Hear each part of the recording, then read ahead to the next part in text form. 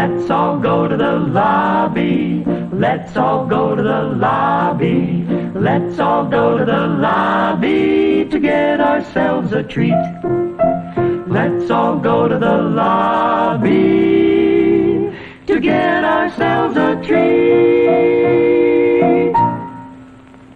Greetings, everyone, and welcome to A-Rated B Movies and B-Rated A Movies. I am Tom Connors. With me is the script doctor, or Scriptoclaus. What are you? I'm just wearing the hat just to keep warm. It's cold in Canada, -1.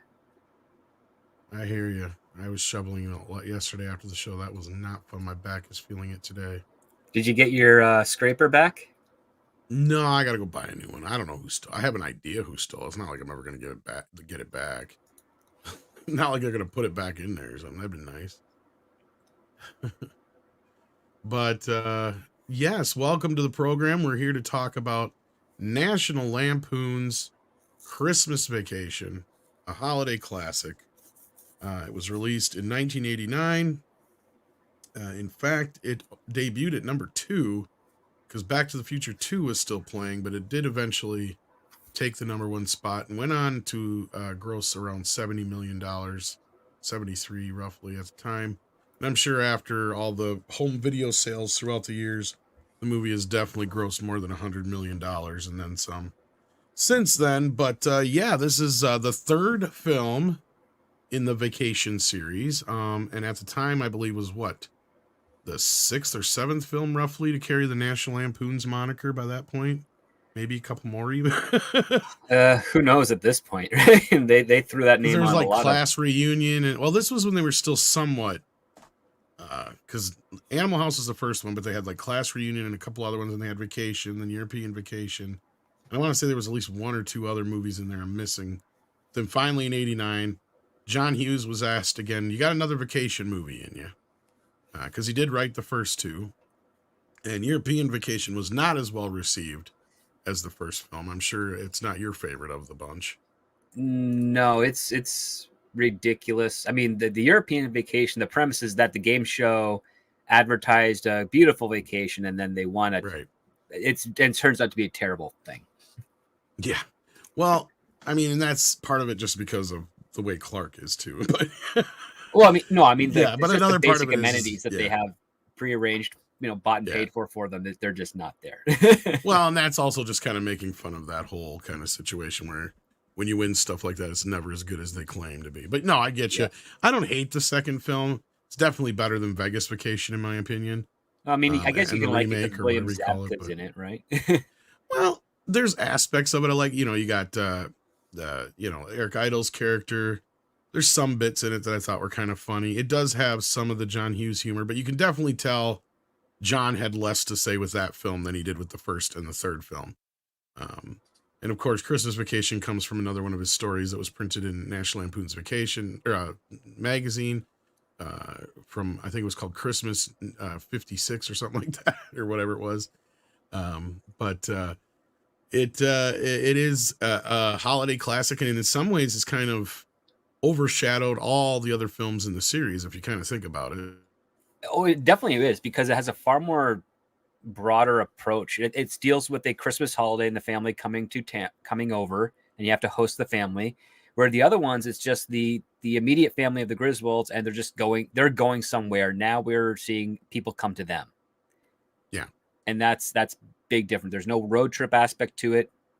One of the things that I appreciate about the Vacation series is that Clark Griswold is trying to be a good person, but he's not in any way, sense, or shape, or form. like if he has an opportunity to cheat on his wife, he will, but he's so pathetic that he never can. And it's like, you really want to cheat on Beverly D'Angelo in her prime? Well, it's really that Clark hasn't changed much since the first film, really. Yeah. He's still the same lovable goof. And of course, Beverly D'Angelo's character is fairly in line. And I think that's kind of the problem with the second movie is the second movie almost feels like, even though John Hughes wrote it, it feels like somebody else wrote it. You know what I mean? Like somebody else who quite didn't get these characters, but is doing a version of what they remember from the first film, as opposed to where this film actually feels like we're getting back to what the characters are supposed to be more like. You Yep. even have little callbacks like Clark wearing his hat, of course, which is in all 3 films. But we also get Cousin Eddie wearing the same shoes he did in the first movie. Little things like that. He even brings up the kids that were in the first film and Yep. where they are at and all that kind of stuff. So there's a lot more connections, it feels like, to the first film than there was in the second one, too. That helps. Yeah, because I think what ends up happening is that like Vacation is based off of something Hughes experienced before. European Vacation is him making it up, and Christmas Well, I think, Vacation is him yeah. kind of going back to it. Well, I was going to say, European Vacation is probably more of his experience as an adult. Because highly doubt he went on a European vacation as a kid. Yeah. To where both of these stories come from, I mean, really, if you think about it, he's the Russ in these stories. Yeah. Well, that's why his age changes so drastically between all the films, right? Well, if not, like, that's the weird thing, because I always thought Russ was the older of the two, especially after the second film, and then you get to this one, and definitely he's the younger of the two, so you're like, all right. Yeah. Whatever. But these are, I mean, outside of the originals, obviously, these are probably my second favorite kids of the bunch. I mean, Galecki, a great actor. Yep. Juliette Lewis, who obviously went on to great things later on. So definitely the same kind of pedigree, as at least in the sense of like, you had, what's his face from the Breakfast Club in the first one. I just forgot his name. Anthony Michael Hall. Even though the actress didn't go on to do much more than what she did. A few things. Well, Molly Ringwald kind of retired, and well, I meant the chick who played the original Audrey, but yeah. Oh yeah. I don't remember what happened with her. That's what I'm saying. Like, she was in Christmas Vacation 2, Cousin Eddie's Christmas Vacation Adventure, which may come up again later, but oh gosh, we're not gonna get too deep into that because I don't even know if Script's ever seen it. I've actually had I think I saw it on like TBS a while back, and that's as much as I can remember. It's even low level for TV movie. That's the problem. It's like, but it was when Warner first was getting into the straight to video game. And they did a bunch of sequels, and one of them was Christmas Vacation, Cousin Eddie's Christmas Vacation. So yeah, but no, originally Chris Columbus was meant to direct the film. Those who may recognize that name, he was a writer on Gremlins, and later went on to direct Home Alone the year after this. Actually, and he turned it down. Do you know why he turned it down? Script, even though it would have been a huge leap in his career at that time. No, why? Because he didn't get along with Chevy Chase. And he's like, yeah, I know this could like make my career right now, but I'm not going to go through that shit. Chevy Chase is not the most agreeable person to work with. So. Well, you know, and there's several stories we could get into about that. But that being said, I think if he would have done this, though, I doubt he would have done Home Alone the year after, probably. Because doing 2 Christmas movies in a row, he probably would have been like, no, I just did a Christmas movie. So in the end, I think it worked out better for him. But anyhow, so yeah, the basic outline of the film, like you kind of gave it just in your little this is the first there. This is the first time that Clark Jr. is hosting Christmas for the whole family. Yes. And like everything Clark does, he has greater expectations than anything he could ever achieve. And so we go through the motions of what families do, at least mid to high class families do for Christmas. They get a tree, they do their shopping, they round out their days at work, and then they have to tolerate the in-laws coming over and they're fighting. And then on top of that, you got the surprise self-invited arrival of Cousin Eddie. Now, if I'm not mistaken, with the way the relationship works is that Eddie's wife is actually the cousin of Ellen, right? Yes, that's my understanding of their relationship. And then William Hickey's character would be their uncle. Yes.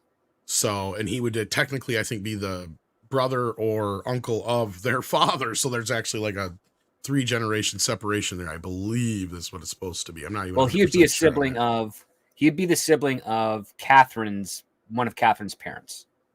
Yeah, and I mean, they even mention. I'm trying to remember because I think there's a conversation where they talk about.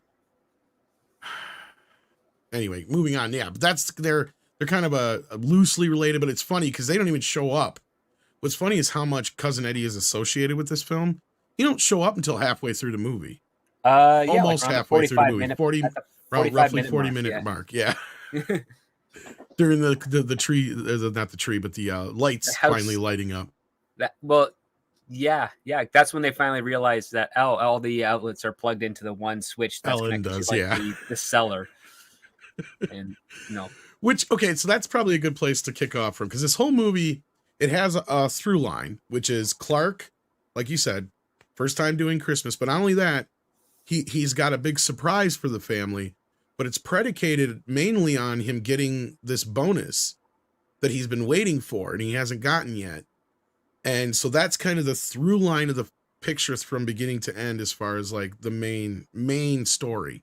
And then throughout there, you get little vignettes of little, because like it starts off with them getting the Christmas tree. Then you have forgetting to bring a saw, so they had to dig it out by hand. Yeah.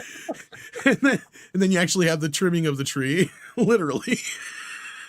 Like 4 or 5 windows break in this movie. Yeah, like quite before a few. they get to like the climax. And then you have in the background, while other things are going on, Clark's putting up the lights while you have the other family doing little things. And then, like you said, you jump to the mall, which is another little vignette. Like there's all these little vignettes of things that happen throughout the movie, and then they just kind of lead back into the lights and the bonus are the two main things that keep coming back, I guess, is what I'm trying to say. Yes. Because I mean, I like the fact that they bring the tree and then they got the nosy neighbors without a family, just making fun of Clark Griswold. And he's like, the funny line, where are you going to put a tree like that? And he says, bend over and I'll show you. And it's just kind of snide. I like the fact that we get to see a rivalry. Like everybody has that one neighbor in their little town or on the street that's always a jerk off or nosy or what have you. And well, as you said, yeah, you got Julie Louis-Dreyfus and Todd, whoever, I can't remember who's playing him. Just always having to voice their 2 cents and not paying attention to their own lives. Yeah, no, as you said, they're a little bit upper class, so clearly they're going to have the yuppies living on the block too somewhere at some point. Of course, they got to live right next door to him. Mm-hmm. And what's hilarious is how he feels about Eddie, they feel about him. Yes. Right? Like that's the dichotomy, which is hilarious in the film, but yeah. But they're the jerks of the whole matter, and I love how I guess there was actually a deleted scene, and that was the thing that's funny is I've not seen or heard of too many deleted scenes for this movie, but one that I have heard of is during the credits or after the credits, after the explosion, the Santa and the reindeer land in their house. But I guess they cut it out. So other than that, I haven't really heard of too many other deleted scenes that exist. But no, it's a fun film. It kind of took me by surprise because after European Vacation, I didn't have as high expectations, I guess, for it. I even didn't even bother wanting to go see it in theater. I just waited for it to come out on video. But I remember my parents really enjoying it quite a bit. I know it's my mom's favorite of the bunch because she hates the second one. But it has lived on through television and video over the years. Yep. And it just keeps on growing and growing and growing. And it's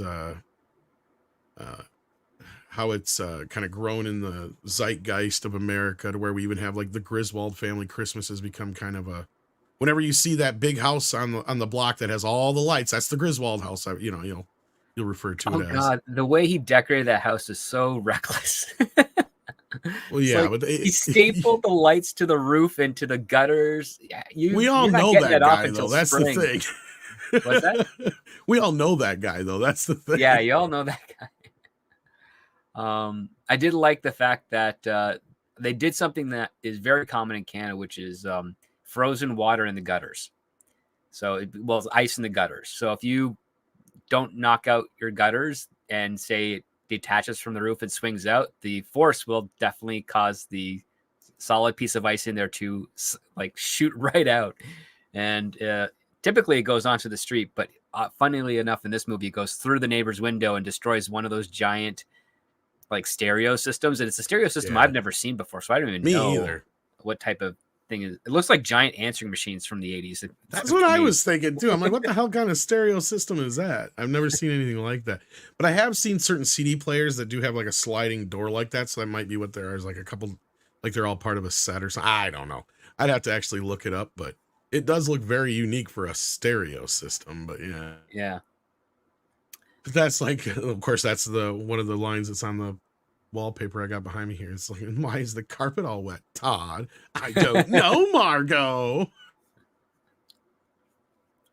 And then, of course, they both figured out at the same time.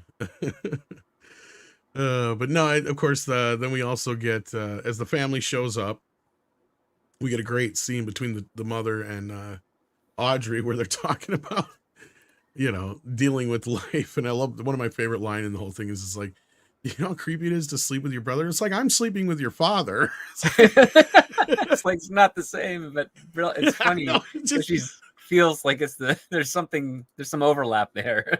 Yeah, it's just, there's a lot of little lines like that too. And then the other one that catches me every time and always makes me wonder is when right when he talks about the pool and he's flying everybody else out, and Randy Quaid goes, well, I can't swim, Clark. He's like, I know that. Like almost like on purpose, like this is subconsciously something he's done because he knows it's the one thing Eddie wouldn't want to mooch on him for, or something like that. And if not, he's had several fantasies about drowning him. That's what I'm sitting here thinking in the back of my head. Because like it's the fact that he knows that and so quickly he answers it that way. It's like, you've thought about that a little bit. Yeah, he kind of got the one thing that Eddie wouldn't be able to ruin. Like if he jumped into the pool, no amount of chlorine's going to get the whatever stains he leaves behind out. I can't swim, Clark. I know, Eddie.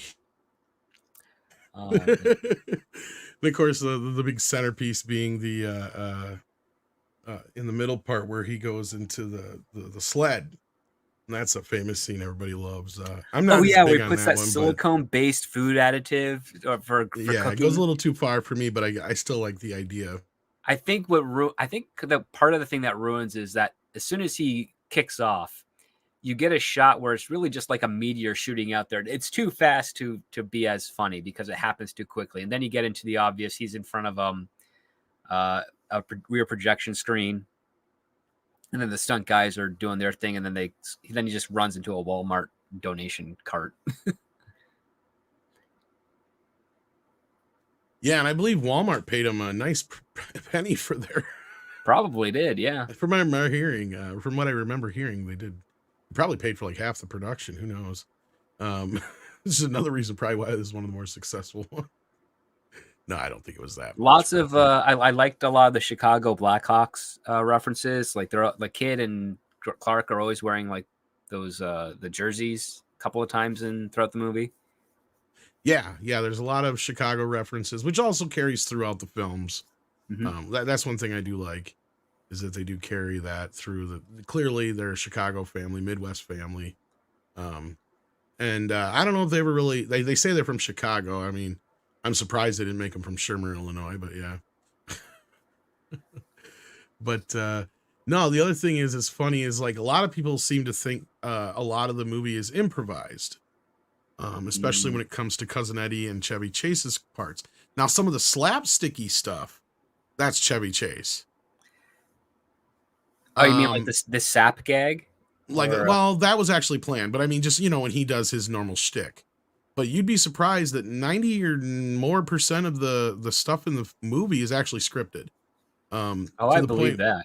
Yeah, I know his rant was scripted, but the rest of the cast that was facing him had to wear adjective cue cards around them so that he could leap from one version to another. Yeah, and that was his way of remembering everything. And in fact, I think he only trimmed out like 2 lines. If you read the original script, there's like 2 more lines that aren't in there. But you're right. So he could remember the beginning of each one. He had like little, like you said, little cues on the actors. And that was kind of how he got through that whole bit, which is, of course, paying homage to his original rants in the first film. Which is great. And probably, that's probably my favorite bit in the whole film because it's definitely a Clark Griswold moment. We've all seen our dads erupt. Well, at least most of us have seen our dads erupt at that point where they're like, I don't give a shit. I'm going to turn this car around if you kids don't knock it the fuck off, or whatever, whatever it is, it's like, we're going to have fun. I don't give a shit. We're going to have fun whether you like it or not. Exactly. And it's not, it's not like he's being abusive per se. It's just that he's He's well-meaning, but he's like, nothing is going right.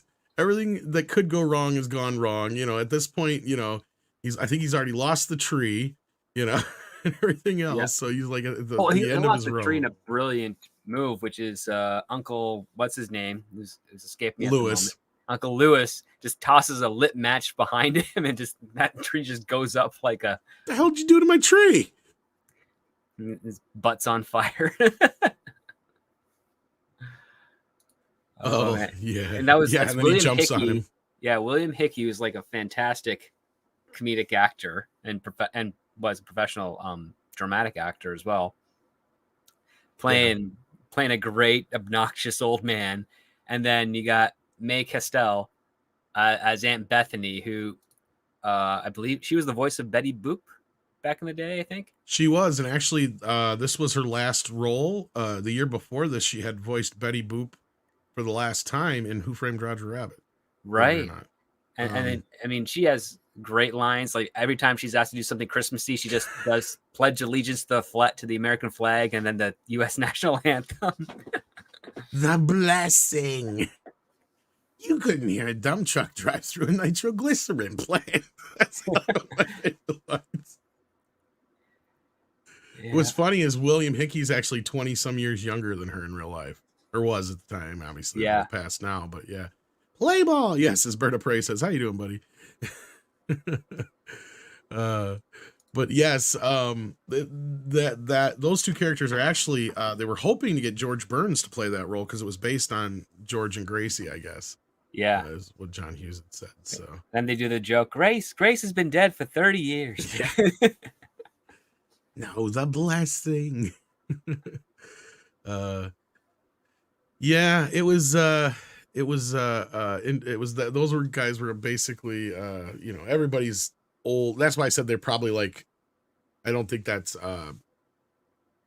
Ellen's dad's brother or mom's brother or anything like that. I think it's probably their uncle. So that's why I said probably a third generation there. Yeah, that's probably the uncle of one of the grandparents. Yes, that's what I was trying to imply before. Yes. Steph says she couldn't stand Juliette Lewis. I didn't mind her. She got, we're later on in life with her political stuff, maybe, but as far as she only really has like I think a dozen lines in this whole movie. She doesn't talk much. Oh, you can buy Cousin Eddie's fancy shoes. I did not know that. She can't Fancy see Clark. shoes. She'll see it when we get home. Her eyelids are frozen. Yeah, and then his tongue gets numb as he's trying to speak at that point. Yeah. Yes, we're all brought together. Thought of a kiss and kin. Did you bring a saw, Dad? Nope. Oh Lord. Yeah, that was a funny bit. Now of course I think we jumped way past a bunch of stuff, and I apologize for that, guys. Just because this is one of those movies where you just kind of have your favorite moments in it, and you just kind of remember those first, and then you kind of go backwards from there. But yeah, so like then of course I like that we got to see a little bit more of what Clark does. So we got kind of an idea, because I think he mentioned he worked in food additives in the first film and the second film at some point, but like we never actually got to see anything of the office, and now we actually get to see the office. He talks about he designed some non-nutritional food varnish for cereal. For cereal, so the milk can't get soggy in milk. Yeah. Which sounds legit from that period, to be honest with you. It's like, yeah, it's not gonna kill you. It's not. It's kind of edible, and it preserves the crunchiness of the cereal. But what I love is that you get Clark's boss being played by Brian Doyle Murray. Yeah, who's he's hilarious fantastic in this role, and of course he can never get Clark's name right until the very. I think what's also hysterical is when Clark goes in to give him his Christmas present, it's the exact same shape as all the other presents, which means that boss got the same thing. Yeah, and Clark's like, we put something special together for you, me and the wife did. And he's like, yeah, put it with the rest. And they're all the same shape, like, and size. Yeah, and he's like, I hope that my presentation helped or whatever. He's like, yeah, it was great. Cliff. Sure it did. Give me someone. I got a phone call here. Get me someone, and get me somebody while I'm waiting.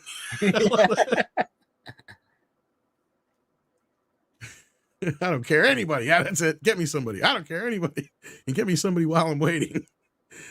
But of course, later on, as he gets the check, as we brought up before, or he doesn't get a check, he gets the year Jelly of the supply Month of Club. Yeah. Jelly of the Month Club. And, Cousin Eddie thinks that's a great thing because it's the gift that keeps on giving all year round. Well, he's just reiterating what the commercial says. Yeah. But yeah, no, and I love that though, because Clark's like, what you can give me is you can give me my boss right here in a big bow. And of course, that's what Eddie does, and that's the climax of the film, which leads to the SWAT team and the police showing up. I love the fact that, what's brilliant about that sequence is the fact that once Brian Doyle Murphy's character comes in, Murray's character, not Murphy, comes in and he sees the family and everyone upset with him for cutting out the Christmas bonus. He says, okay, I'll give you your bonus plus 20%, which, what was it? Clark had to put down $7,500 for the pool. So if his bonus was $7,500 and he got 20%, that's like $9,000 in $1989, which is huge. Quite a bit, yeah. Yeah, I can't remember if he exactly said how much it was, but he said he basically put down a down payment on the pool, but the check he wrote wouldn't cover the money he had in his account. Yeah, it wouldn't cover the money. So he's kind of basically floating a check until after Christmas is what I gathered. Yeah, exactly. And then, so he does the right thing. The SWAT shows up. The wife identifies her husband and, chews him out a little bit. He's like, no, it's okay. And then the police captain's there like, man, if I had a rubber hose, I'd beat you. That's low, man. I think that was great. Like I love the cop. I love that it takes no time for the SWAT team to start drinking the eggnog and shit. Did you notice that in the back? Yeah, they're right away. As soon as they're like, stand down. They just make themselves at home. It's like just destroyed every window in the house. No, but what I love about the movie also is it's very tight. Yeah. There's nothing, and like I said, that's why I've never really heard about it. I'm surprised I've never heard about any deleted scenes, because you would think a comedy like this, where they clearly went through and trimmed the fat, maybe there never really was much fat. Maybe John had such a tight story to begin with, because really the only sequences we haven't really talked too much about is when he traps himself in the attic. Yep. And just really kind of little bits here and there. Because like that's the other big set piece, I guess you could call it. Well, it's not so much that he traps himself; it's his mother-in-law closes the attic on him, not knowing that. That's true. That's true. But like that whole scene, you'll have of course, that one relative who doesn't realize, oh, why is this thing like this, and then decides to correct it, not realizing that maybe it's like that for a reason.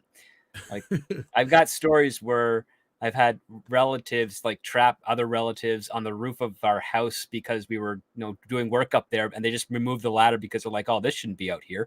It's like, you don't do that. And there's a reason it's there to begin with. And you should ask someone. It's funny. Yeah, I guess you hear your uncle and your dad like yelling, hey, where'd the ladder go? But I guess there was some deleted scenes according to Entertainment Wizard, but maybe somebody did a video on it. Maybe the guy who did the video for the Hats Off Entertainment, maybe I'll have to check. They maybe have done one.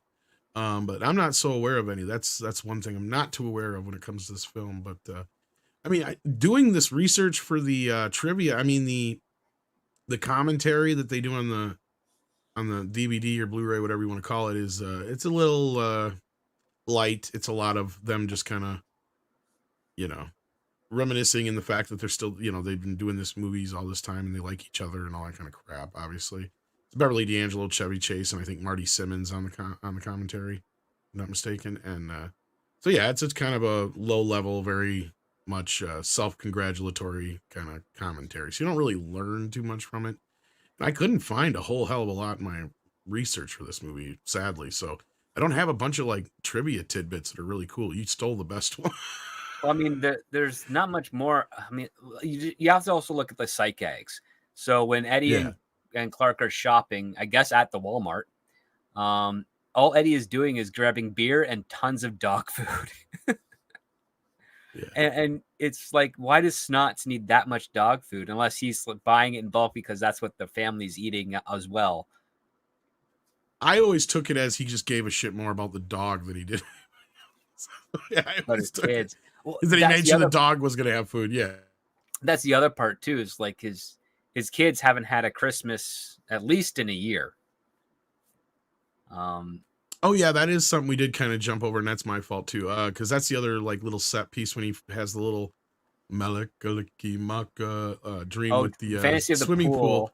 and then he gets disrupted by the one daughter. What's her name? Daisy. Ruby Sue. Ruby Sue. That's it. Because he's because Clark, he's fantasizing about the Mary, the lingerie saleswoman. Yes. Yeah. Because Clark's a good husband. Well, he's as far as we know, he's never gotten to that point. Like you said, he's failed on every level when the only reason he hasn't is because he's failed on every level. Yes, you're not wrong. So it's kind of hard to give him that aspect, but yeah, especially when you're married to Beverly D'Angelo circa 1980 through whatever. I know, it's like, come on, like even in the 90s she was looking good, and it only I'm just saying, like, to me this is a trilogy. It ended with this movie script. You have to understand, this is a trilogy of the 80s. Of the 80s, and it ended with that. But like I've seen Beverly D'Angelo recently, and even for her age, she's holding herself quite well. Oh yes, yes. So like still got that air of beauty around her. It's nice. But no, that's one thing I guess. Like, how can you? It just doesn't make sense to me. It's like, you got Beverly D'Angelo. I think part of it is just Clark's. I think it's supposed to play, because if you watch it if you take. Because it's pretty much that play on the first movie, and I think they had the similar thing in the second movie with that one French chick or whatever it was. Or actually, I think it was a reversal. She was being the one who was everybody was obsessing over her in the video. I can't remember because I've only seen European Vacation. Well, there's that scene where he goes into the one hotel room thinking it's his wife in there, and then she kind of clings on to him, and he's freaked out and tries to get the hell out of there. Right. But what I was getting to was funny. With the whole thing in the first film. I think part of it was, it's Christy Brinkley or whatever, first of all, in her prime.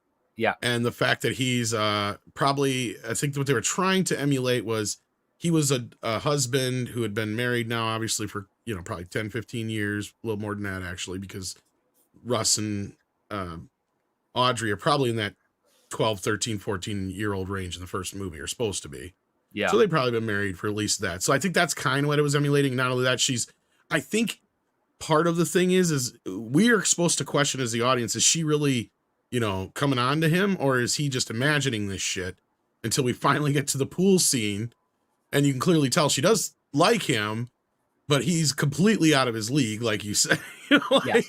It is kind of and in the first film, I think you can forgive it a little bit more than this movie, even though he gets farther in this movie, because in this movie, I think you're right. He actually says that his wife's divorced, that he's divorced, and all that kind of shit. Exactly. Like, and to me, it's a little bit more like the first movie's almost like happenstance in a way. It isn't exactly, but it is almost like it just keeps a thing that keeps beating him over the head until he can't deny it anymore. This time it just kind of happens. And then, you have the little Russ scene, and he keeps thinking about her, but yeah, that part seems to be worse, is that he keeps having the fantasy, I guess. And like you said, the conversation that he had with her at the time being like, we're divorced, and he first set it up like she's dead. Yeah. Because he's so taken from her. So the actress who plays Mary is actually a supermodel named Nicolette Scorsese, who's not related to Martin Scorsese, just happens to be the same thing. And it's weird because at the start of the scene, she's just trying to be a salesperson, asking if he wants something. And then eventually something happens in between the take where we go to see Russ looking for his dad. And she's just like hiking up her dress and be like, look, you can't even see the line. And it's like, what the heck did he say to get the saleswoman to go that far with regards to purchasing lingerie? Well, he's clearly flirting like a motherfucker there. Oh, yeah. And then, of course, he's stuttering over his words crazily. He's like, oh, it's nipply out there. Oh, sorry. Well, the holiday season is the shopping days are hotter than they are.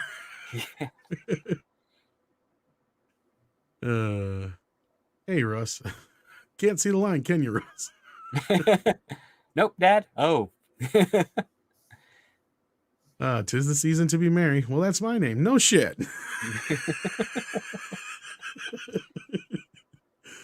That's like classic Chevy Chase. But that's the other thing. Chevy kind of fancies himself a ladies' man. So that if you were married to Beverly D'Angelo in her prime, you would too. that is the other thing I think is part of the deal too. Is just like, Because you got to figure if anybody else started, like, figure if Dan Aykroyd starred in this movie, I think that would have played a little differently. Yeah. Or I don't think he would have, done it the same way or something like that. But I don't think he again, would have.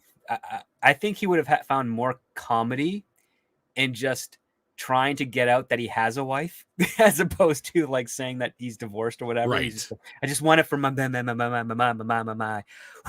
hi, that type of stuff that Dan Aykroyd is kind of good at with because he's very good at the elocution jokes and the pace, verbal pacing. Right. Right. I mean, it would have been a totally different kind of take on it. I get that too. Yeah. So I'm not going to recast it now, 40 years after the fact, but same time, it would have been interesting to see somebody like a Dan Aykroyd take this on, or maybe even a Bill Murray.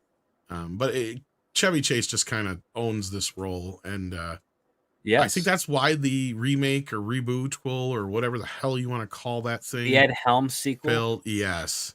God. That thing was just dumb. And then, you had Vegas Vacation and Cousin Eddie's Christmas Vacation too, as we had well, Vegas Vacation was okay, if I recall correctly. Yeah, it was okay. The funniest bit to me was when Russ wins all those fucking cars because he pretends he's because he gets that fake ID or whatever. Yeah, he has that giant fake ID. So I was like, that was probably the best part of the whole movie. The rest was like, okay, you're just giving us similar scenes to the other movies because we expect that, I guess, but I was expecting a little bit more.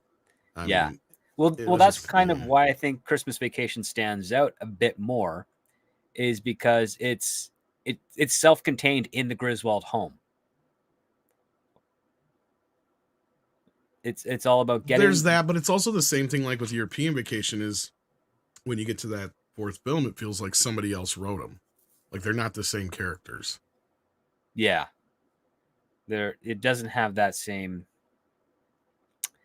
It doesn't have the same foundation that. No, Clark is like a version of a Clark, but he's not Clark Griswold, right? Like that's what I'm trying to say. Yeah. Okay, I get that. Yeah.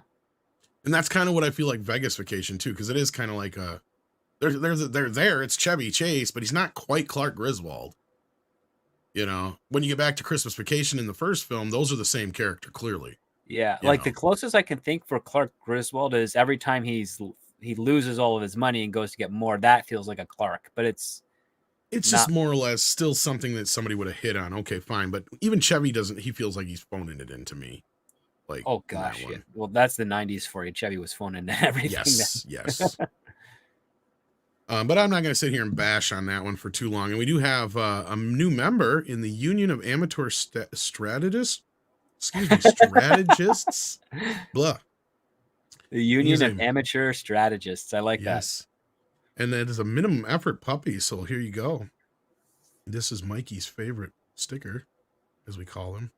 And then we have Bird of Prey here, buddy. How you doing? It says Hawaiian themed pool fantasy scene still excites me years later. That is impressive to me at the least. What's funny is I feel like that scene is paying a lot of homage to Phoebe Cates' scene in oh yeah, and Fast Times at Ridgemont High. Fast Times at Ridgemont High, yeah. That's what it felt like to me. But yeah, what's also funny, speaking of Hawaii, there's another thing that carries over. Russ mentions Hawaii again in this movie. Yeah, we should have gone to Hawaii. Because that's what he wanted to do in the first film instead of going to Wally World. Yeah. Which is kind of cool, but yeah. But no, I watched it again today. I've seen it every fucking year since it came out, pretty much multiple times in some cases. And I finally got the 4K this year. It's all right. It looks pretty good. You can tell the movie's a bit soft, shots with soft lighting and focus, so that doesn't really scream 4K. But no, it was nice to see it in a nice presentation. And actually, I found out while doing the research for today's show that I could have went and seen it in theaters if I wanted to drive to Madison anyway. It's been shown in theaters all this weekend. Oh, wow. But I'm not going to drive to Madison just to see it. Probably looks and sounds better in my own house. My 82-inch TV with my Dolby Atmos system. So I'm not going to do that. But this also is recently a lot of people have been noticing the meme. Yes, this does have the truck from Overboard, and what's the other movie? They Live, I think it was. It has the same truck in it in the beginning. Oh, you're talking about the car? No, the truck, the pickup truck.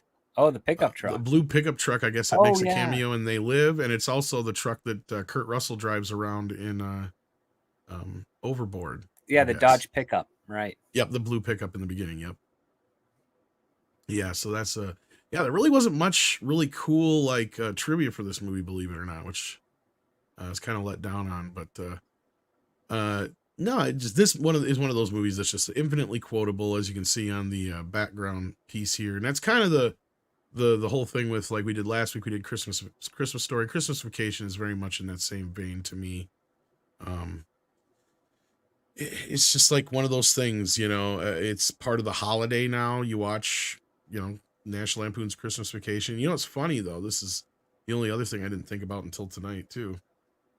Watching it, none of this movie takes place on actual Christmas. No, it goes right up to Christmas Eve, and that's it. Yeah, I didn't even think about that till tonight. When we're gonna go watch it. I'm like, Well, they oh use the yeah. advent calendar to break up some of the stuff because I think it starts on what, the 18th or the 16th of December, and then goes all the way to the 24th. And what's funny is I think that was something that was added later, so that might be another reason where there's some deleted stuff that I didn't know about. But yeah. But no, there's Well, I do know that the house on the Warner Brothers lot that they used for Griswold's neighbors is the same house that's Murtaugh's house in the Lethal Weapon series. oh, I did not know that. But it's probably that whole block then, and also it's also ironic. This I did find out. The house from Bewitched and some other TV show, I can't remember which, are actually featured in behind them in the 8mm footage that Clark's watching. Oh yeah, Yeah, cool. yeah. It was Bewitched, and let me look at the other one. What it was. Let me see if I can find it here real quick. So yeah, I think this whole movie was probably shot mostly on set on the Warner lot, I'd imagine. Trying to find it. It was Bewitched and something else. I can't remember. Oh, here it is. New Gidget. Bewitched and New Gidget, I guess. Gidget. You know, the other funny thing is, like, okay, you know, they feature It's a Wonderful Life on television. Frank Capra's grandson, Frank Capra III, was actually the assistant director on the film. Mm. And I do remember that Zach Galligan has said that just because there's like one shot in the movie on the screen of Gremlins in the background, he gets a residual check every year for this movie. That's awesome. Yeah. I think because he said something like, I can't remember if he said he gets quite a bit or not, and I doubt it is, but he's like, because it's on NBC every year. So it's probably a nice little check, but it's not, you know, like Gremlins gets shown not on the networks though. Gremlins always gets shown on the cable channels, but this has been shown every year on NBC for years. So yeah, so that's kind of funny. I guess he gets a nice little Christmas bonus from this movie every year. Because so that's kind of funny. That's about all I really have for trivia. I'm sorry about that, guys. I wish I had more than that. Christmas 59 was the story that I was trying to think of before. It was featured in a 1980 issue of Christmas of National. Yeah, it'd be Christmas 59 because one of the film reels says Christmas 59 on it. There you go. I didn't even catch that. See, there you go. Now you said you think you may have seen Cousin Eddie's Christmas Vacation too. I think so. I sadly own the son of a bitch.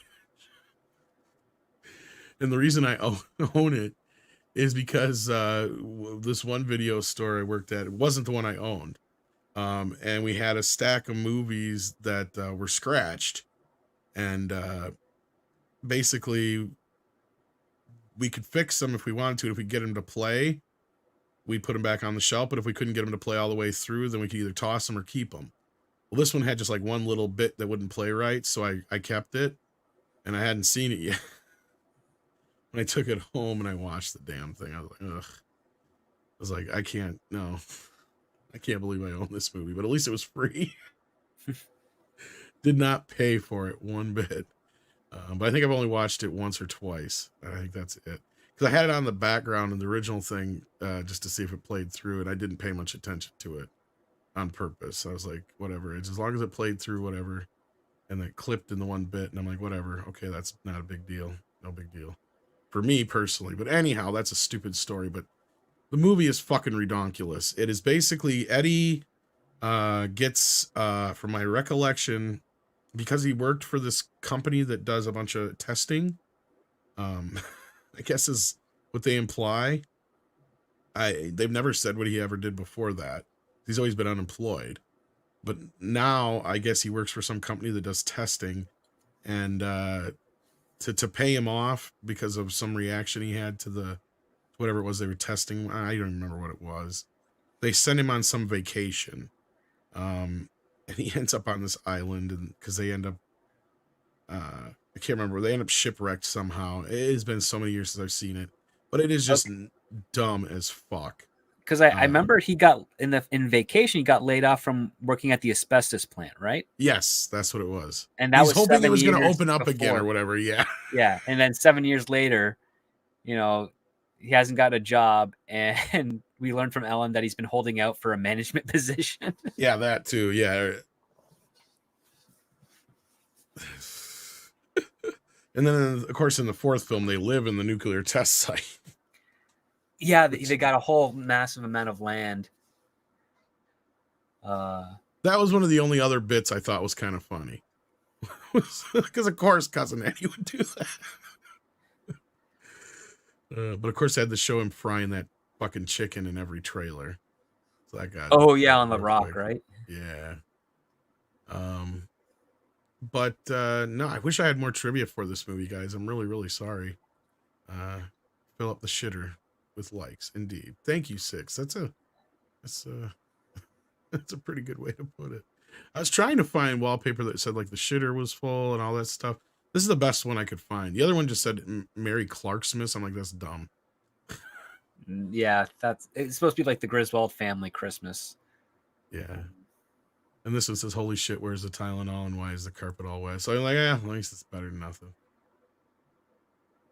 And you got the car and you got the, him and the getting electrocuted or whatever. So yeah, next week though, I don't know if we decided necessarily which one we're doing yet. We know which movies we're going to do between now and Christmas. That I know. But, was there anything else you wanted to say about National Lampoon's Vacation? I'm really sorry there wasn't much more to talk about. I mean, I've got some. I've just been looking up here, and I got some other interesting trivia that we haven't done. Cool. So, one of the trivia items is that Beverly D'Angelo improvised grabbing Chevy Chase's crotch when the SWAT team holds up the house, and she later said she only did it on the one take, on the off chance it can make the film's final cut, which happened to be. So she's holding his crotch. She shakes one of the wife's hand and then puts it back on his junk again. Sparky is actually a name that she gave Chevy Chase. Yeah, I don't know if you knew that. But that's for the first film. Yep. Yeah. Then we got. Speaking of Sparky, we've got the scene where the cat bit the Christmas lights cord and got electrocuted. Was almost removed from the film because studio executives and reception felt that people might be offended that people would feel feel sorry for the cat. But after the initial test screening, that scene scored way higher than they expected it and ended up becoming the favorite scene. So here's the reason that works, because you didn't really get to see the cat otherwise. Yeah. Outside of when it first gets brought in, you hear it in the box. Yeah. And they don't really give the cat anything to do. Now, if that was Snot, it'd be a different story. Yeah. Because you're given way too much time with Snot already. Like, that's and you're already told that if you rub his belly, he'll love you forever. And it's yeah. Well, and you get that little moment at the end over the credits where Snot comes up to Clark and they stare at each other for maybe 20, 30 seconds. And then Snot just, starts to smile, and then Clark smiles at him and he pets him and they have a little moment. I thought that was cute. I mean, it's not something you really think about, but it's like, he's even warmed up to the damn dog. It's like, but nobody liked the cat. Nobody liked the cat. That's the thing. As long as you got a cute puppy, you can usually sacrifice the cat. That's the trick in comedy. And plus, it always helps if you either make the cat an asshole or you just don't get to know the cat. That's what we're saying. Yeah. But no, you couldn't have had something happen to Snot. Everybody would have been upset. Very, very true. I mean, you like Snot. I mean, even when you hear him like hacking up that bone, it's like, You maybe know, you you should really feed him at shouldn't the be table, feeding him Eddie. from the table, Eddie. Yeah. Oh, no, I didn't. Probably just got in the probably just nosing around in the garbage. Yeah. Oh God, and the whole set. I mean, I like the setup that Eddie's emptying his septic tank into Yeah. it's a water sewage drain or sewer drain, not a sewage like sewer drain. Well, of course, that sets up the end of the film, but yeah. Where Uncle again It's tosses a not the lit match Christmas behind him. star. That's a freaking light over at the sewage treatment plant. And then it dawns on him. He's like, oh, shit. Yeah. So basically, Cousin Eddie has tainted the whole town. Well, no, it's been not so much tainted the whole town. It's just, I mean, all those chemicals and vapors were burned away in that quick flash. He got lucky there, but otherwise, You that's got why lucky they were. because of good old Uncle Lewis. But I thought that was what I was taking from the movie, was there was an emergency. That's why the light was going off at the fucking sewage treatment plant. Probably not wrong. That's what I always took it as. So they're like trying to figure out what the fuck happened. The sewer's been contaminated. Because Clark kind of says it right in that bit when he's like, what do you see? Or what are you looking at or whatever? He's like some idiot out in his fucking robe. Emptying his septic tank into the water sewer drain. And he's like, it's illegal. Yeah, he goes through the whole spiel, right? Like, so he clearly knows all that business. Like, yeah. So that's what I was getting at. So he knows what he's not supposed to be doing it, what it's clearly for, and what it could do. So yeah. But he just lets him do it at that point. It's like, what the fuck are you gonna do? Can't stop him, and now it's too late. But no, like that's probably the most famous scene of all. The shitter was full. Yes. I even have, of all the ornaments I have, there's only one Christmas Vacation ornament, and it's Cousin Eddie's fucking camper. So there you go. That's how famous that scene is. I mean, okay, so yeah, the camper is hysterical. I like the fact that he wears the fake turtleneck underneath the sweater. The dickie. You can see it. Yeah, the old dickie thing going on. I hear your phone going off there. Sorry. If you have to go, that's cool. We're about no. That's just, and I like the fact that the mooses that they're drinking the nog out of, is that a reference to the Wally World stuff? Yes. I was just gonna. Okay. I forgot about that when we were talking about references. Yes, that's a reference to Wally World. There's a couple other little things hidden here and there. I know they wear Wally World sweaters in the second film. I'm trying to remember if anybody wears one in this one. I don't think they do. But yeah, that's a clear reference to Wally World. Otherwise, trying to think, there was other few little Easter eggs here and there, but well, okay, so the scene where Clark chops off the head of the stairwell. Yes. Okay, post. so for any of you people in props, fun fact: Chevy Chase didn't actually cut that off. A stunt guy did, because the way that they film it is that Chevy, he lines up the saw ready to go, and then they cut to a different angle, lower shot, where you just see a hand chopping it off. Then it's another medium shot of Chevy, again, because they did not want to, risk anyone hurting themselves. Yeah, and then he probably doing just it had for a the long time with that on the blade thing, and then he just flipped it up on the next shot. Probably newel post is fixed. Yep. Well, usually those chainsaws are locked. They have a lock on them, so you can rev them and get the smoke coming out. But the chain itself will never rotate on the blade. Yeah. Well, I mean, I remember on like the Texas Chainsaw Massacre films, they had like 3 or 4 different ones for different things. Yeah. Like ones would have like no blade at all. Ones would have rubber blades, and then like you said, ones that would have the blades, but they were locked and all that business. So yeah. Pinochet's helicopter. I was just gonna say you can lock them with a simple pin on the inside of the thing, and that pin's not snapping at all. It's solid like steel. Right. Pinochet's helicopter tour says Christmas Vacation and Funny Farms filmed in the same era. Close to it. I want to say Funny Farm was 88. So you're right. Yeah, somewhere in there. I mean, this is probably peak Chevy Chase as far as his output. Because I mean, in this era, he would have done Funny Farm, Fletch Lives, Christmas Vacation. I think he also had that flop, Nothing But Trouble, all in the same kind of period. I swear he's did a couple other movies, because he was pumping out like 2 or 3 movies a year at that point. trying to remember. I swear he had a couple more in that region. Yeah, nobody should have made Nothing But Trouble. No, that was Nothing But Trouble from the start. Yeah. That was the studio not realizing that Dan Aykroyd is only a good writer when he comes up with the ideas and somebody else takes his ideas and pares them down to a workable script. He needs what's called a shepherd. Yes. Just That's like, okay, very Dan, true. all these great jokes, they're fantastic. Let's pick the best ones of these and work around that. Like that's Harold Ramis was great for him to doing that on Ghostbusters and crap. There's another thing they were writing that wasn't Ghostbusters, and it's escaping me at the moment. Well, he did Blues Brothers before that. Yeah. God, was it the? I know Nothing But Trouble was something he was working on for a long time. Yeah, that was he like wrote one of that his around the same passions. time as Ghostbusters. Yeah, if I remember right. One of his passion projects. Oh, it's gonna bug me. I'm trying to think. I don't think Dan X. Maybe it was Nothing But Trouble at that time, because those are the three stories that I can think of that he wrote and fostered. Because I don't think he wrote Dr. Detroit either.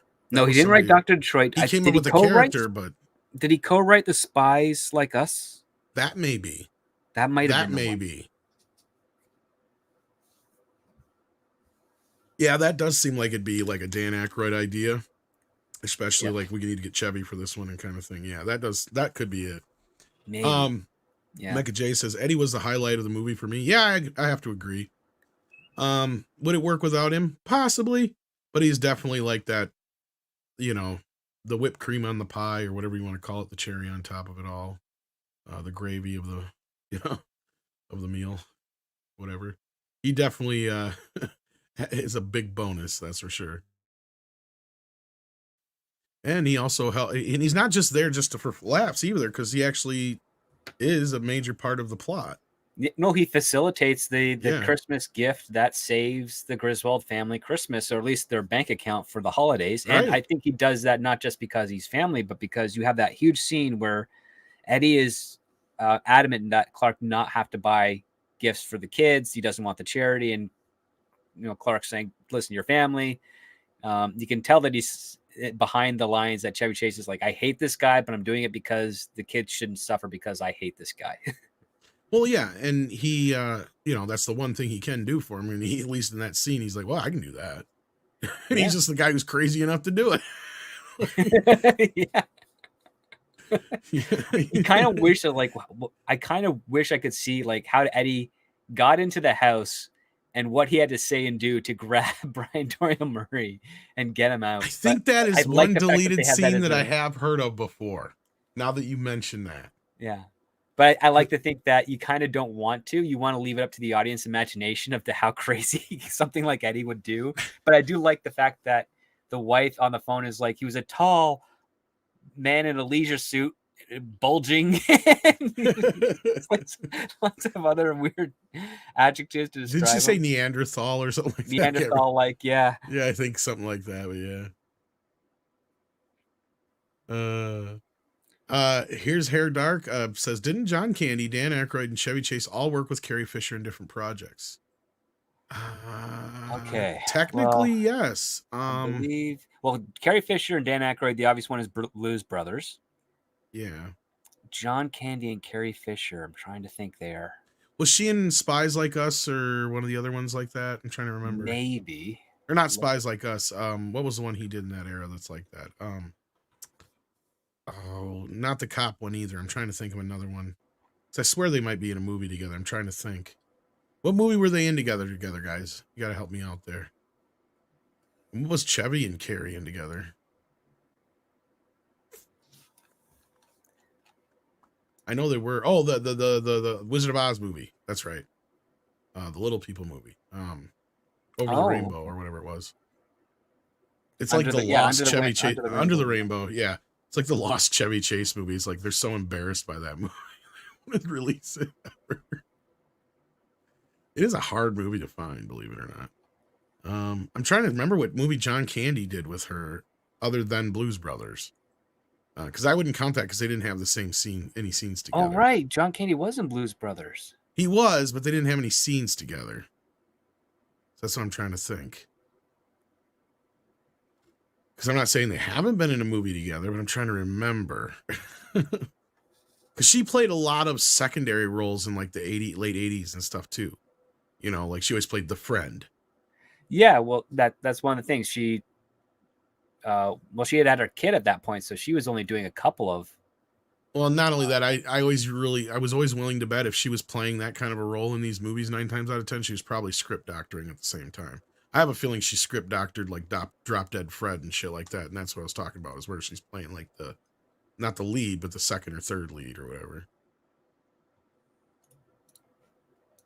That's kind of what she settled into, and then she kind of just faded all away completely. She just went writing. into basically like writing and doing comedy shows and things of that nature. She did cameos from time to time, like Scream, but that was about it.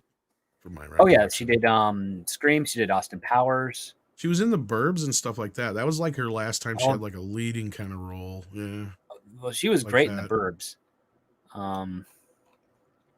Postcards from the Edge was one of her babies, though, even though she wasn't in it. Yeah. Pinochet's she also played the friend in the movie that she wrote that's based off her life with Glenn Close. And that's Postcards from the Edge. That's what I was talking about. Yeah. Oh, sorry. Yeah, sorry. Postcards. Yeah. Pinochet's Helicopter Tour says, script, without burning bridges, can you confirm or deny industry warning for coup? Writer strike, avoidance, Iger leaving contract, money, all coincidence. Well, this isn't exactly where we cover this stuff, but I know you're not able to get out of Canada because of this crap. Yeah. I don't know if you can speak. I'm hoping that changes a month from now. The U.S. federal law is supposed to be dropping at that point. I do know that there is a possible writer's strike around the corner. I'm hearing some rumblings of that. I hope it doesn't get to that place. I also think there's a DGA strike, a Directors Guild one coming up, or at least I know there's negotiations going on. Iger leaving, contract money, those parts. I think that's Disney's issue. I don't know what's going on with there at that point. Nobody has brought it to my attention at this. I'd suggest checking out like Valiant Renegade or somebody like that. Valiant Renegade's following the money on those types of things. Cameron Posh's Patreon, I would suggest taking a look at that. He sometimes, he very often gets some really good intel. So, evidently, Hair Dark says John Candy had a comedy series. She appeared with her ex-husband. Did not know that. John Candy had a TV series besides Camp Candy. Aside from Camp Candy, probably did. But I can't remember. I'm trying to recall. Like, I'm not. I don't remember him having a series. I don't remember. Yeah. Yeah, that's just it, Steph. And I don't even think all of her movies are on that list. No, not all of them. She had her fingers in a lot of stuff because Carrie Fisher was so witty and so good with words that she was sought after by a lot of people.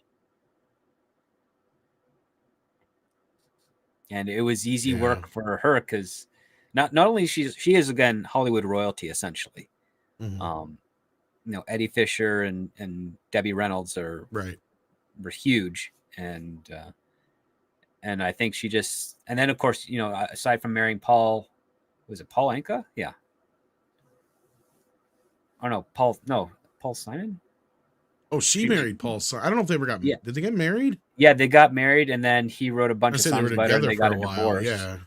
And then she married Brian Lord, and she was so crazy she bragged about turning him gay, and then they got a divorce. and then that's when she was raising Billy, her daughter.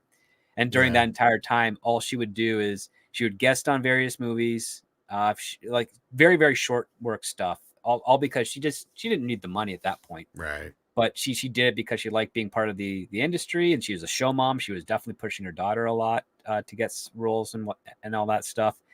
And because she was funny, witty, and well connected, she got lots of offers to like, hey, fix this scene in our script or fix this story or what have you. And she did it because she could do that in a lot less time than having to go on set and do a movie. And if she was going to do a movie, she basically said, the only movies I'm going to do are the ones I want to do. Right. Well, I don't know how bad it got, but I know her mom was looking at some financial issues for a while there. think it was in the 90s. And then the thing is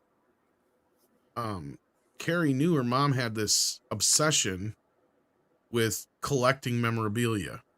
Yeah, she salvaged a whole bunch of movie memorabilia that was And going to be destroyed or auctioned off, and she yeah, wanted to well, open up a and museum. Carrie's like, you realize you have like because at this time, this was like I said, in the 90s, like there really wasn't a market yet for collectibles. Like she kind of jump started that whole thing is kind of what I'm trying to get to. There was Because then only they a got handful of them, because there's Yeah. like Dorothy's ruby slippers were one piece that was, and I think she bought one. she may have bought one, or she maybe bought one set or of them. had one of them. Yeah. Yeah. I know she had like some of the dress. I think she had Dorothy's dress and some other shit. Because that's the thing. She had a bunch of the stuff. She had I think Marilyn even from Monroe like clothes. From yeah, she had various that Gone with the Wind stuff from like she had like a lot of the stuff that's out there now and the most expensive like older Hollywood stuff. It probably came from the Debbie Reynolds collection. Yeah. Chances are. And that was what Carrie's like, Mom, you have this fucking gold mine here and you don't even realize it. And she's like, what do you mean? She's like, you got all this stuff that's from movies that are, you know, old. And at that time, like I said, it didn't really dawn on Debbie because there really wasn't a quote unquote collector's market yet. And I can't remember which auction house that Carrie got a hold of, but that was like one of those first big Hollywood auctions they had like 20 some years ago now. And ever since then, they become like a tradition, but that was where they kind of kicked off, was there. And I think it was Sotheby's, because Sotheby's is the one I always get the catalog from. So I'd assume that's probably the first one that did it. I'm doing a lot of assuming there, but I know that was kind of how it played out. And yeah, because her mom wasn't, you know, not working a lot. And I'm sure she had a lot of bills stacked up and stuff like that. And yeah, so I mean, it was one of those points in her career where she's like, well, you got to do something, you know? And she's like, well, you got all this stuff and sell it, you know? Pinochet's Helicopter Tour says, script, have you ever worked with Melissa McBride? Oh, the character actress. No. I have not. But I she's oh gosh, what show is she from? She's from The Walking Dead. She's one of the ones on The Walking Dead. That's not what I was thinking of, but I know people that have worked on The Walking Dead. I have not had an opportunity to work on it. I only ever saw the pilot and I dropped out after that. It was not a show that intrigued me. Yeah, I'm trying to think. Yeah, that's not what I was thinking of. But yeah, I don't remember. Anyway, but yeah, so National Lampoon's Vacation, definitely an A-rated B movie. B movie being in the comedy sense of it, I guess. Oh yeah, it's far better than. I mean, it holds up well, and it's far better than the movie that people assume it to be on the shelf. When, at least when it first came out, it's like, oh, it's just a Christmas movie, comedy Christmas movie. Bryant, the easiest answer here is 2 F-bombs? The PG-13 didn't exist while the first movie came out. Because technically the second film, 83, right? Yeah. Yep. And the second film came out in 85, which the PG-13 did exist, and it existed in the form where it worked the best, where they would allow non-sexual situation breasts and a couple of F words, as long as they weren't fuck you, or as long as they were shit like fuck you and not I want to fuck you. You know, then you could get away with it, like as you know, George Carlin used to jest. Then the third film, really, I'm surprised it's PG-13, to be honest with you. There's only a couple of bits that I see get at that PG-13, and that's between the Clark scene talking to the chick at the mall, the infidelity kind of fantasy scene, and probably just a few random bits here and here. Because I don't even think he lets a F word fly, does he? Just towards the rant, right? Is there one even in there? Because I don't think there is. 2 F words in there. He's lying, for flushing, no good, sucking something or other. I don't think he ever uses the F word in that one. Or no, he does say you're all fucked in the heads at least once. That's one. Yep. So there's one, and then Danny fucking K. There you go. So there's the 2. Yep. There's the 2. Yeah. That I can think of offhand. So I mean, usually you can get away with a couple in a PG-13, and by that point they were starting to grip down a little bit, I guess is what you could call it, or however you want to call it. But no, the third film is probably the least of the first 3 films as far as nudity or language and any of that business. So, and the two well-placed F words that we could think of there. That's about all I can think of. So yeah, the PG-13, that's the only reason. If the original film had come out a year later, and after the PG-13 had existed, I bet you it would have got a PG-13. Oh, I agree with that. Because even what little nudity is there was not that big a deal, and I don't think there's that many F words, many more F words in the first film that wasn't in the third film. I don't even remember nudity in the first film. When both Beverly D'Angelo, I don't remember Christy Brinkley, but Beverly D'Angelo does. Oh. When she jumps in the pool. She gets undressed and jumps in the pool. It's actually kind of full frontal nudity, but yeah. So I think she completely takes everything off. I remember right. Actually, that's what I was saying, is she's actually on screen longer without a top in the second film. But that got a PG-13. And then you also have the scene Beverly with Russ. D'Angelo? Yeah. No, don't they cut away when she's doing the dance? No, they show her tits in that. And we had the shower scene in the first movie too. I forgot about that. The psycho scene. Can I do your back? I already done my back. What about your front? Go do your own front. That scene.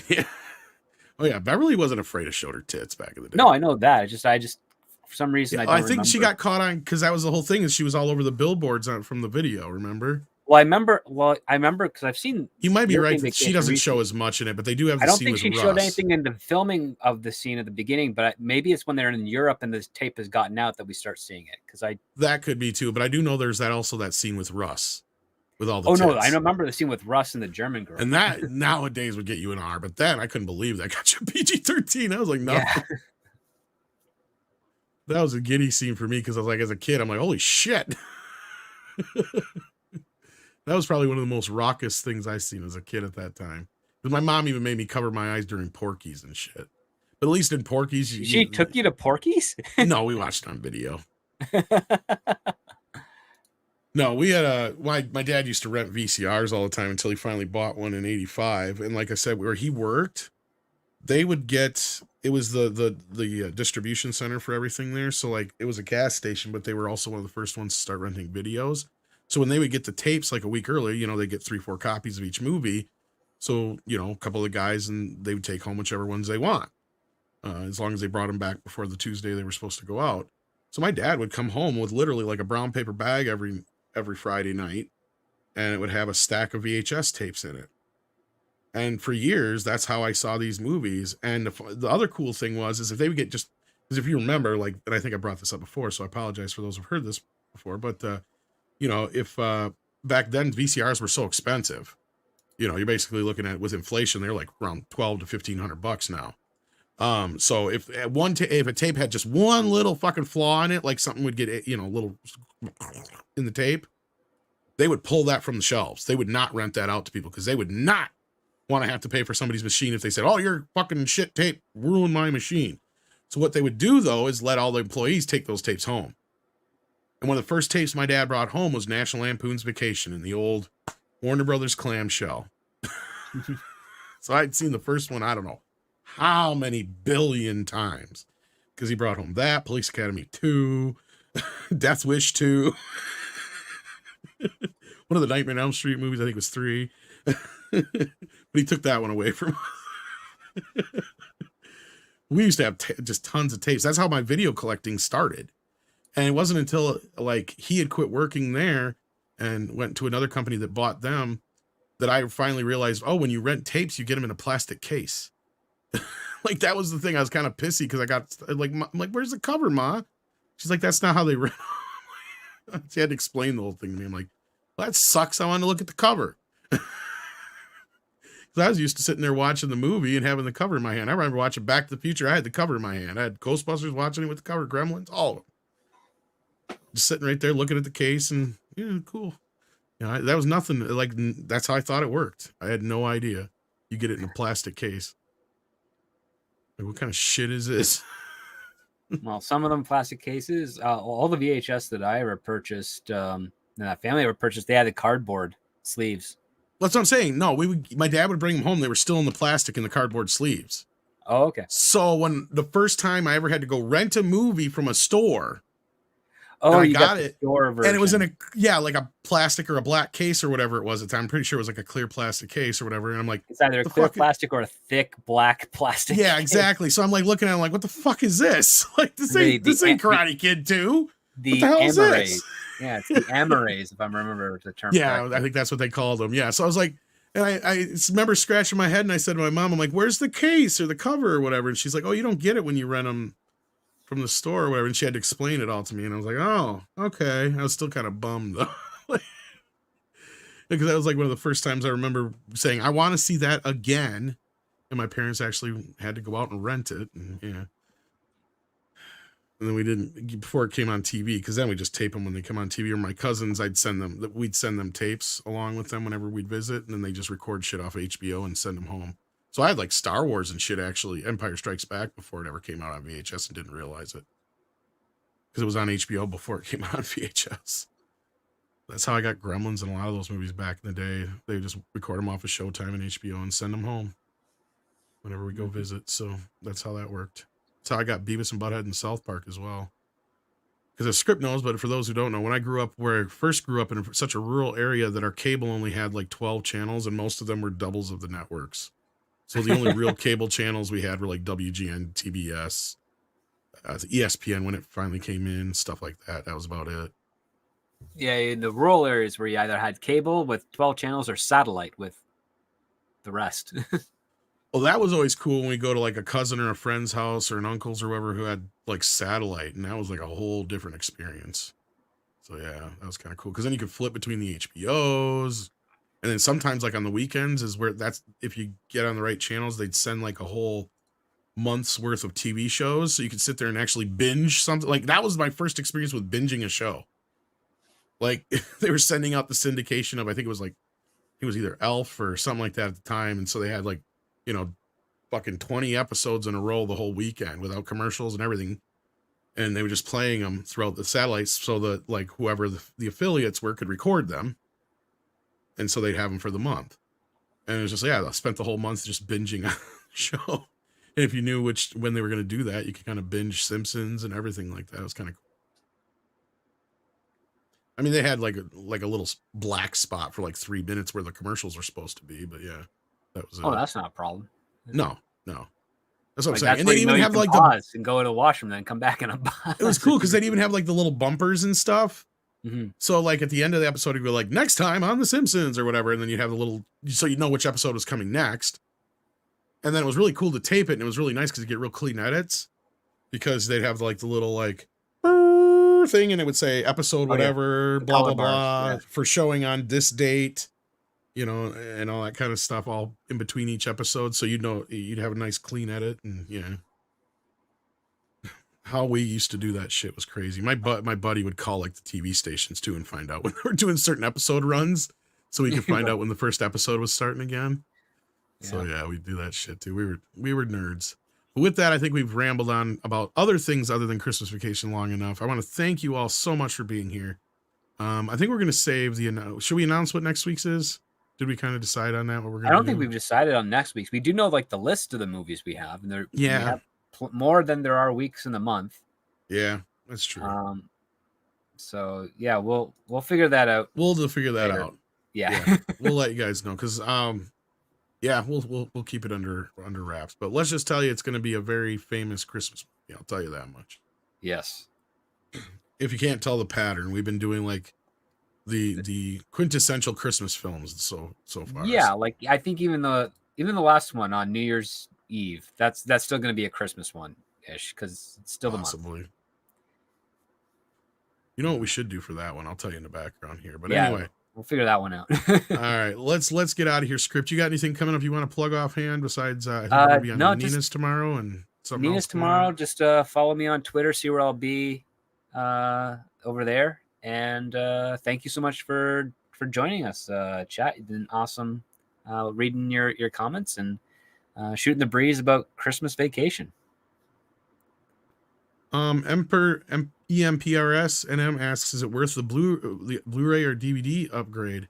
Well, if you already have the remastered Blu-ray from 2015, I think this comes from the same scan the 4K Blu-ray does, the newest one, so I wouldn't say it's necessarily worth the upgrade. I'd have to double check though. I haven't really compared. But I guess it depends on your viewing pleasure.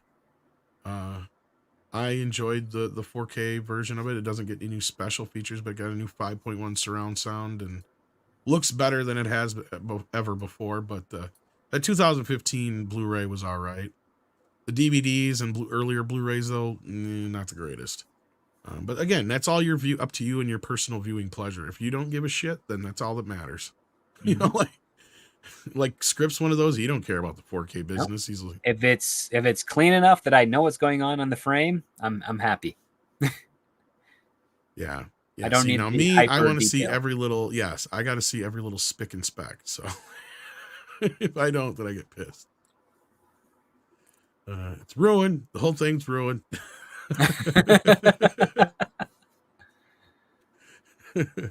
No, but Christmas Vacation's not one of those movies that screams you get a 4K of it, though.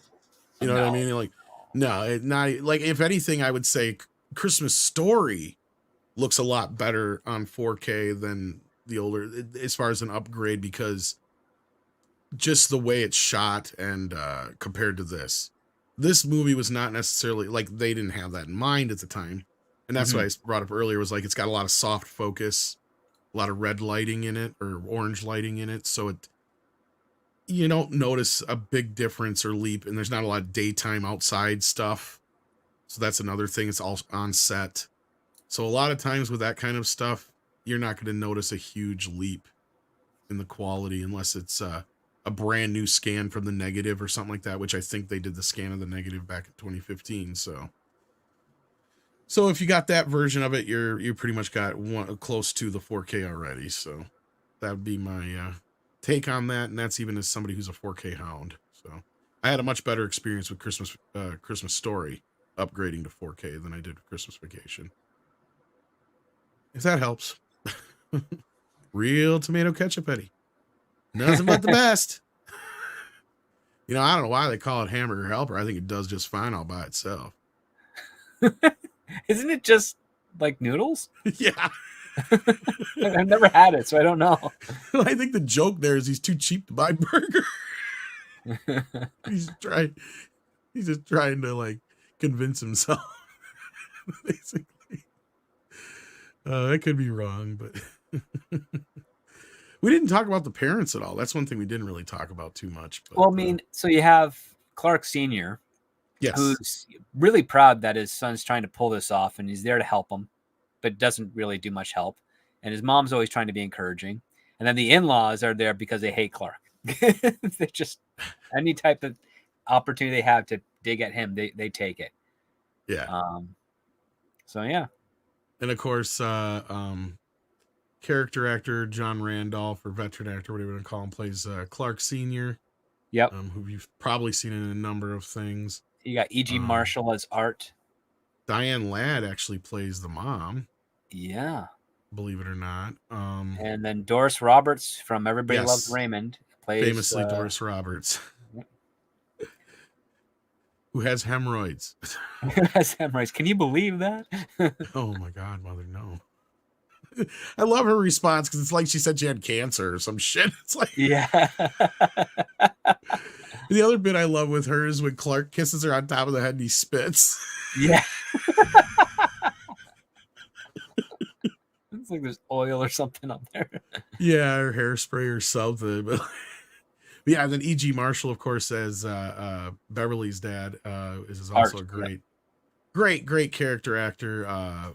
Who's probably one of the more memorable ones in the cast. But yeah, of course, mostly well known for like 12 Angry Men and his Bit and Creep show as the OCD guy with the cockroaches. Mm-hmm. That's the one that always sticks out to me with EG.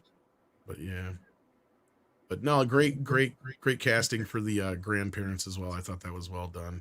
A lot of great character actors and veteran actors there, and of course, what's her face? Like you said, she went on later to be more famous with Ray, and Everybody Loves Raymond. Doris playing a very Roberts, similar role, playing kind of a the role in a way. Oh yeah, the intrusive mom, but she's been around for forever. Like she was on right. She's in a number of episodes of Barney Miller. Um, gosh, Very what else? well-known comedian, actress, veteran actress, whatever you want to call her. Yeah. Oh yeah, she did like she did dramas mostly, but she did comedy exceptionally well in her by the mid time of her career, because she started, I think, in the early 50s, but it was in the 70s where she started to blow up with comedy a bit more. Yeah. I always keep forgetting though that Diane had played the one mom, Clark's mom. I was like, whoa, yeah. That's her. I forgot about that. Yeah. But no, I enjoy this film. It's one of my favorite Christmas movies, one of my favorite comedies, actually. I'd probably put it in the top, definitely the top 10. I'm trying to think if I'd put it in the top 5. I don't know about top 5, but it's definitely in the top 10. As far as like, it's a very tight, I'm trying to think of anything in it that, like, nothing really stands out to me like as a big plot hole or a big, leap of logic, really. I mean, sure, there's some cartoony elements to it, but nothing really too outside the purview of realism. Maybe the sled scene is about it, and maybe that's why that scene sticks out to me so much. It's probably one of my least favorite scenes to me personally. Even as when I was younger, it just, even though that should have been a scene I would have liked, this the slapstick nature of it as a kid, it just kind of drug on to me, and it kind of drags out the movie, since it is technically like damn near midstream of the film, little bit past, but like it's in a bad spot. It's kind of, there's no other joke to it other than that joke. Yeah, and it feels like it only exists because they had to get it in there because of the Walmart bit. That's what I was going to get in there. Walmart bit. They try to make it work with that, because that's the scene where Eddie's like, they replaced the metal plate in my head with plastic. So if I that's get the problem bump there, my hairline is different. Yeah, my hair just ain't gonna look right. See, that's the problem you have, and that's just it. Script. The joke leading into it is funnier than the actual event. Yeah, that's the problem. Cousin Eddie's joke overshadows everything for the next. Like, I pee myself and forget who I was for 30 minutes. Yeah. Remember that metal plate I used to have in my head? And yeah, and every time Catherine would use the microwave, I piss myself and forget who I was. So the VA replaced it with that plastic. I ain't trusting no plastic, government plastic. Yeah. So yeah, that whole bit is funnier than the whole thing afterwards. That's the problem for me, probably. That's just coming from us, and as an adult, I can see now why. As a kid, I'm just like, yeah, it's kind of cool, but like, yeah, kind of feels like one of those things that would be in a Home Alone movie, not a National Lampoon's movie. Yeah. Even though Home Alone didn't exist till the year after that, but the squirrel bit, yeah, we never did talk about the squirrel. Where's Eddie? Doesn't he eat these goddamn things? What is it? Why do they think? Yeah, I mean, that's a funny joke that, no, we found out they're full of cholesterol. But it's like, why are people afraid of a squirrel? Like, you're not going to do anything. It's funny. I mean, if it was a raccoon, I would understand. Here's the thing. It's the same way everybody acts when there's a fucking mouse in the house. Maybe not that way up in Canada, script, and I can understand that. And up here in the Midwest, we're a little bit more. Mice don't live long in Canada during the winter. That's what I'm saying. Like, so maybe that's why the joke doesn't land so well up there. Here it lands just simply because of that. Because that's the situation. Is even like the strongest guy will act like that when like a squirrel or something gets in the house. A bat is a great example. You can watch. Understand. You can watch the strongest man buckle real quick when a bat gets in the house. Like, holy crap, there's a bat. Yeah. So yeah, a squirrel, I could say, yeah, you do not want a squirrel in your house either. They're just as bad or worse than rats. Because yeah, they want to get out now. Like, at least a rat or a mouse, they're just looking for their hole. Like a squirrel, I can see that as a problem. But of course, adding to the comedy, the stacking of the stacking of the stacking, of course, is the dog chasing the squirrel. And I agree with you to a point, because usually these are the kind of things in these kind of comedies I'm not a fan of. When they, like, a great example of the same kind of thing to me is like in Tommy Boy, where they hit the deer and they put it in the back seat. You know where that joke is going. Yeah. Right. To me, though, this is one of the better handled of those kind of jokes. Like, well, it has a punchline because Julia Louis-Dreyfus comes over to, chew him out and punch him in the face for breaking their window with the tree. Yeah, if you're not going to act like a man and go over there, I am. She's like, be my guest. And then, the squirrel jumps on her, and then the dog jumps on her, and it's like, well, the squirrel's gone. Payoff, yeah. The payoff for the scene is much better. That's the thing, is that joke works for me because the payoff is it is a capper of the joke, to where the Chevy Chase sledding scene is like, okay, the end of the joke is he falls in the dumpster thing or whatever, the It's a food donation food donation bin or whatever it is. or a Yeah. closing And it's donation like, bin outside of yeah. Walmart. And then you got him with the bingo. That's like, okay. You couldn't come up with nothing better. That no other take was better than bingo. Bingo. What was that part from? Well, right after he winds up in there, they cut to Cousin Eddie and he goes, bingo. Oh, right. Yeah. Like, that's a bad take to put there. Like, you don't have nothing else Cousin Eddie said. Could have had him say, like, oh, somebody's going to get real upset they get him for Christmas or something like that. Or Clark whatever. might need a plate in his head, too, now. Yeah, or whatever. Something to that effect. Something would have been even funnier than bingo. You know, like, that's the other thing is the end of the scene doesn't land for me. But really, there's nothing else I can complain about this movie. It's all so tight and so well crafted in a sense that at this point, I know we were talking about John Hughes recently with Planes, Trains, and Automobiles. If that was peak John Hughes as far as drama, this is peak John Hughes. I mean, even though that is a comedy, I mean, but he, you know, making the characters of, you know, like especially John Candy's character, not just lovable, but you really feel for the guy. Yeah. Here he's firing on all cylinders with comedy. Like every joke pretty much lands except for the one minor thing, like I said, about the even the sledding scene works, guys.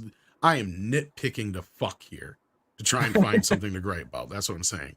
So like to me, and that's why this is in that top 10 level of comedies for me, because I can't think of a bad bit. I can't think of something that doesn't at least work even in the worst of comedies that this tries to that emulate this kind of film, or that this movie is basically a part of.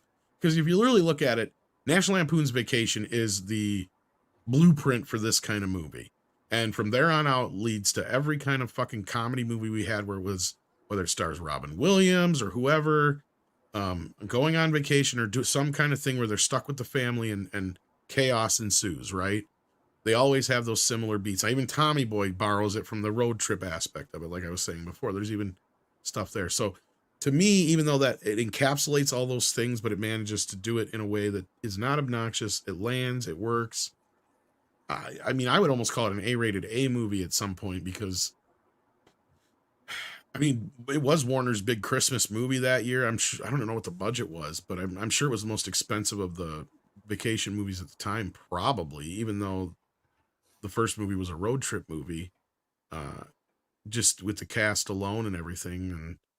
And I think Christmas Vacation was it was average at that time, 25 million. For comedy though, that's for a single location comedy. Well, yeah, you're right. It is pretty high, but I mean that's kind of average. Well, that's what I was saying. I think a lot. Because again, remember the 70s and early 80s, 10 million was considered nothing for a film. Yeah, well, your average comedy was 10 to 12 million. Yeah, and if anything, this one here was probably because budget with mostly the cast. You got Chevy, you got John Randolph probably got a decent amount. I was gonna say it was probably Chevy and Beverly that got the big bunch, but yeah. Yeah. Julia Louis-Dreyfus would have gotten at least maybe $500,000 because she was doing Saturday Night Live. That's true. For a number of years. Well, the first one was made for $15 million in '83, which actually seems low, considering it's a road trip comedy. They spent only $2 more million on the second film. Mm-hmm. The second film went down in the box office, but it still made money. The second film still made $50 million. The first film made 60 some. This one made 77. Yeah, this one. You figure with inflation, this is basically on the same par as the first film, basically. Yeah. Yeah. So yeah, then that's probably why we got fucking Vegas Vacation 5 years later. But it's just called Vegas Vacation. Notice it doesn't have the National Lampoon's part of it, because I believe that's when they sold the National Lampoon name, if I'm not mistaken. They sold it, and then it was slapped on any type of independent film comedy that needed it for additional marketing. Six says she's 10 minutes into the movie and she has no memory of it. Really? Wow. Oh, them in the car going to the tree lot, that's not really the most memorable part of the film. No, that's kind of more homage to the first film more than anything, but yeah. That's what I mean. This movie does a good job with homages, yet not throwing it in your fucking face at the same time. Kind of like we were talking about with Christmas Story Christmas last week. where it does a great job with the homages without throwing it right in your face. You know, like just little things, even like with the lampshade and the BB gun being in the attic, or you know, stuff like that. But yeah, what am I saying? Vegas wrong? You're saying Vegas wrong? I guess Vegas Vacation. Las Vegas Vacation. It's called Vegas Vacation, not Las Vegas Vacation. Oh, and yeah, I always know. call it Vegas. I never call it Las Vegas. Isn't Las Vegas like the Vegas? Or the Vega? Viva Las Vegas. Yeah, there's that. No, I mean, it's You're as gonna go far to as Las Vegas, translation. Nevada? I like Vegas. I like the weather. Oh, weather's nice. There you go. Are you sure it was you that did this, or were you thinking about Batman? No, I'm just kidding. War Monkey. I'm actually not as freaked out by bats as most people. The thing I'm most afraid of is if they might have rabies. You can't really tell. There were bats in my hometown, and you'd see them flying. It was great for Halloween. Always spooked out the kids. But if any one of them like fell in your backyard, got injured, and like we're just crawling around the backyard, that kind of freak you out a little bit. Are we really doing a tomato thing here, Six? Because she's like Vegas. Vegas. She's like petrol. Vegas. Vegas. Vegas. What? It's not Vegas, is it? Vegas. That's Vegas. Las Vegas. Las Vegas. Las Vegas. That sounds like you're from Sweden. Have you been to the Las Vegas? Yes. Vegas. Vegas. I've been saying Vegas. Vegas. Get some Haagen-Dazs and Las Vegas. I'm lost. I'm not pronouncing it. You're gonna actually have to tell me how to say it. Yes. I'm wrong. I'm not gonna argue with a woman. That's for sure. And with that, because if you argue with a woman, it doesn't matter what you say, and if you're right, this is the pretty much the result. How dare you? I'm just kidding. You know, it's amazing. You are 100% wrong. I mean, nothing you've said has been right. Even when you're right, you're wrong. Mm-hmm. I'm just playing. Why doesn't Clark like Eddie? Because Eddie is nothing but a freeloader.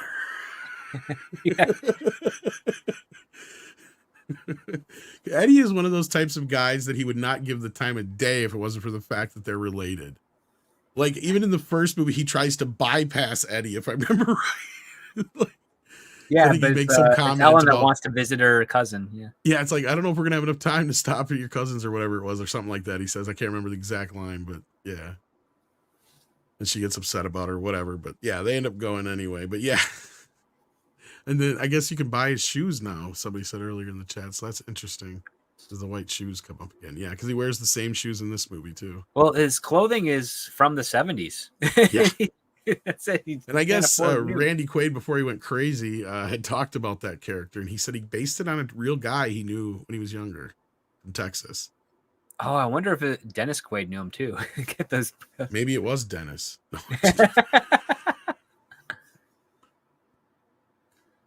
Hey, you never know with coked up Dennis Quaid. He decided to make Jaws 3 of all fucking things. So, yes, he did. He don't even remember it because he was so coked up. The only thing anybody ever says about Dennis Quaid on the movie is he was an asshole because he kept blowing smoke in people's faces after he told them not to. And he was constantly smoking on the set, whether he was on screen or not. And if you watch the movie now that I've said that, you'll notice that he has a cigarette in almost every single fucking scene, and he tends to blow it in somebody's fucking face at some point. So they're probably telling the truth. Dennis was a gambling addict. I wouldn't be surprised. Poor crazy Randy Quaid. Yeah, I wish I knew what happened to Randy. He was quite the funny guy. Sad to see him go down the road he has. It's probably a woman. Well, he did get with that one chick, and then it seemed like he got with that one crazy lady. Yeah, and then he turned into Santa Claus, who likes to do weird things. Yeah, I miss the old Randy Quaid. Yeah, he was a highlight in many things. Nowadays, he's a wanted criminal, I guess, basically. Takes one step back in the U.S., I think he goes to jail. Basically, just because he jumped the country or when he was wanted for bail jumping already, I think is what it is. It was only for like, what, $25,000 in damages or something like that. I don't remember. It's not that big. It's like something he probably could just do a movie and pay for it, but he just refuses. You know what I mean? It was like really stupid. But you're right. I think the woman got to him. So, yeah. Well, I'm glad you liked Vegas or Vegas Vacation. I was not a fan. That's the only one I don't own besides the remake. I don't even consider the remake a movie. No, Ed Helms doesn't count. No, that to me was just like, even the cameo. No.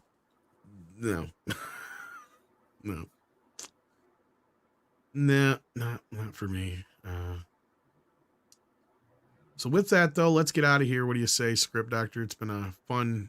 We managed to talk a hell of a lot longer than I planned. Reminiscence of the movie, highly recommended for the holidays. Vegas. That's what I've been saying. Vegas. Like Gay Gus. Vegas. Yeah. Vegas. Vegas. It's the Vegas. The Vegas. You keep saying it's going to lose all meaning. I know. I lose it. All right, kids. Check out Script Doctor's channel. Check out Midnight's Edge. Check out this channel if you haven't already. Hit the like button, subscribe, bell icon, all that business. And next week we'll have another Christmas film for you. So until then, bye. Let's all go to the lobby. Let's all go to the lobby. Let's all go to the lobby to get ourselves a treat. Let's all go.